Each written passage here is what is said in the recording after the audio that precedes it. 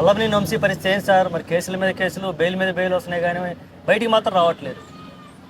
మరి పెద్ద పెద్ద డెన్నులు పెట్టి సెటిల్మెంట్లు చేసి చాలా మందిని చిత్రహింసలు పెట్టి కబ్జాలు చేస్తే ఉమ్, మరి కేసుల మీద కేసులు పడక ఉమ్, పుష్పగుచ్చాలు పడతాయా? ఉమ్, వాళ్ళేమో అధికారంలో ఉంటే చాలు ఇంక పేటరేగిపోయి ఎవరిని పెడితే వాడిని సెటిల్మెంట్ కూర్చుని దందాలు చేసి డబ్బులు సంపాదించి కోట్ల రూపాయలు సంపాదించి అవసరమైతే మనుషుల్ని చంపుతానని బెదిరించి ఇలాంటి కార్యక్రమాలు చేసే ఎవడైనా సరే ఖచ్చితంగా అధికారం కోల్పోయిన తర్వాత అధికార దుర్వినియోగం చేసిన ఎవడైనా సరే ఖచ్చితంగా జైలుకి పోవాల్సిందే, కేసులు అనుభవించవలసిందే.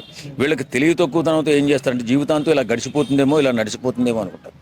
కానీ భగవంతుడు అంటూ ఒకడు ఉంటాడు, చూస్తుంటాడు పైనుంచి. చూసేవాడు సామాన్యంగా ఊరుకోడు. వాడు ఎప్పుడు దొరుకుతాడు, ఎప్పుడు లొంగుతాడు అని చెప్పి తొక్కి నారదీసేస్తారు. ఉమ్, కాబట్టి భగవంతుడు కాకపోయినా ఇప్పుడు ఉన్నటువంటి చట్టాలు అంత తేలిగ్గా ఏం వదిలేవండి.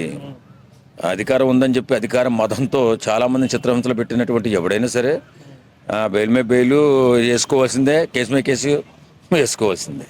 ఓకే. అందగాడు ఎలా అయిపోయాడని చాలా న్యూస్ ఛానల్స్, ఆర్టికల్స్, ఒకప్పుడు మంచి కలర్ వేసి అలా ఉండేవాడు, ఇప్పుడేమో ఎలా అయిపోయాడు అని.